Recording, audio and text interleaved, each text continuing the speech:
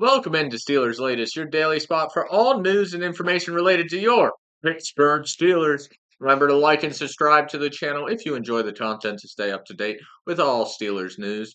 But let's get right into things here. As I saw a couple sources speculating on when Aaron Rodgers can sign. We know this is more than likely the destination for Aaron Rodgers. It's just how long is he going to make us wait at this point?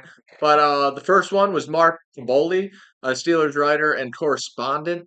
He does the Steelers mailbag on Twitter, on social media, and he appeared on the Pat McAfee show this week. And he said the expected date he has for Aaron Rodgers signing is May 22nd. This is before OTAs, which start on the 27th. This is when seems like a good time for Rodgers to sign because he'd then be involved with all of the off season with the team, basically in building. So that's very positive. Hopefully, Kaboli's right.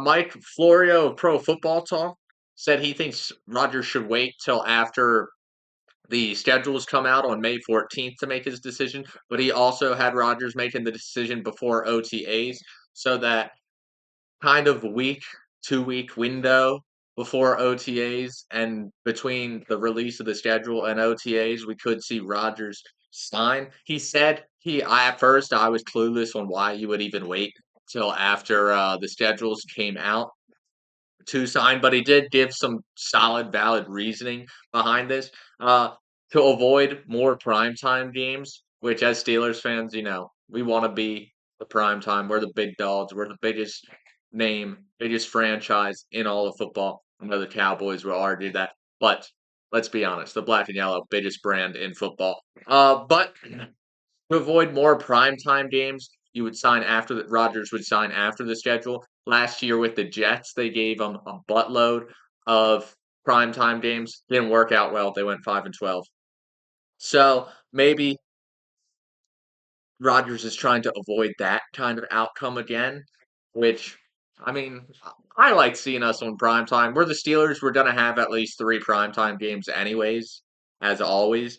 But just to avoid short weeks, to avoid just Aaron Rodgers slumping again in those late night games.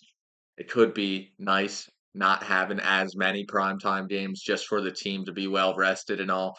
But those are the signs. So it's seeming between May 14th and the 27th, we could hear of Rodgers signing with the Steelers. We hope to God at this point that Rodgers signs in those dates. So I wouldn't pick your phone until then. I wouldn't see any updates until then because more than likely he's not going to be on the team until those between the 14th of this month and the 27th before OTAs start. And that would be a positive sign, him signing before OTAs, just once again to be in the building with everyone as everyone arrives to OTAs who's trying to get some chemistry going between him and the rest of the locker room. It would be nice to see. But you never know with Aaron Rodgers. He still could make us wait till the beginning of minicamp in July. But let's move on as a veteran signing happened at the wide receiver position. Robert Woods signs a 1-year deal with the Steelers. I'm kind of a fan of this deal. He's always been a solid slot receiver. He's always ran solid routes to get open. He's never been the quickest guy, but his ability to get open always stemmed from him running sharp routes. So that's a positive. He is coming off of a down year with Houston where he only had 20 receptions, 203 yards, and no touchdowns. So that is a little disheartening if you want him to be a major production this year with the Steelers. Probably not going to happen. But once again, like I said with Darius Slay to the secondary, the real value of Robert Woods is him teaching some of these younger guys like Calvin Austin, like Roman Wilson, how to be more shifty in that slot position, how to use your routes concepts to get open instead of just relying heavily on your speed because everyone's fast in the NFL. It also helps with George Pickens. I know Pickens isn't going to be a slot receiver, but Pickens could always use development on his route tree. if he's going to be a top 5 receiver in the league, top 3 receiver, maybe the best receiver in the league. You got to develop a route tree. He's been working in the offseason with the route god on social media to better his routes. I think Robert Woods will only help him more improve in his route tree, and some of the other guys like Calvin Alston and Roman Wilson will also improve because of Robert Woods if he buys in to that kind of role, which as a vet, as a 32-year-old, that's kind of going to be your role now. You just got to accept it. If you're not going to accept that, you're going to be out of the league faster than you would normally be.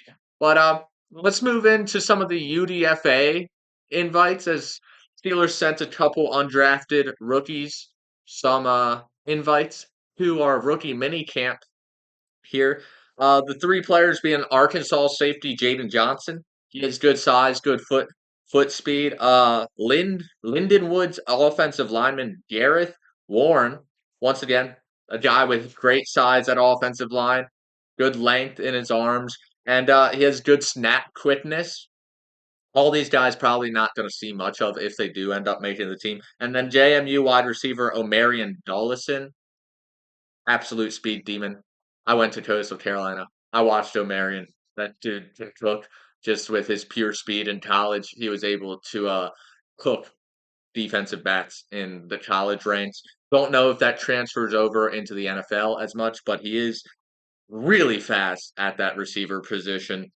I watched him cook some coastal cornerbacks every year. It felt like, but all these guys will have a chance to earn a contract during these rookie mini camps. We already went out and signed 7 undrafted free agents after the day after the draft, so I could see us adding more of these young talents just to see if they can develop any behind some of the veteran players on the team, and just to add some more depth to these position groups at receiver, offensive line, and secondary. All 3 are position groups you need depth in because injuries seem to stack up real quick in those position groups. So I like the idea of bringing a couple extra guys in to just work them out and see how they do against NFL level talent. But let's wrap up this show with a little bit of hate for the Cowboys' new first round pick, Tyler Booker, former Steeler fan. But now, since he gets drafted to the Cowboys at 12, he says he hates the Steelers. He says it's because he's grown up a Steelers fan. He knows as a Steelers fan, you're supposed to hate the Cowboys. So now he's a Cowboy and he hates the Steelers.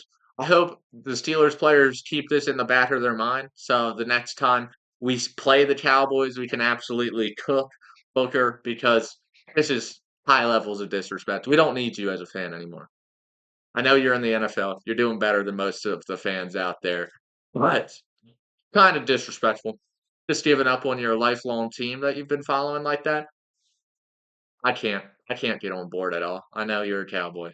Guess what? The Cowboys, most hated franchise in football, just because you're the damn Cowboys.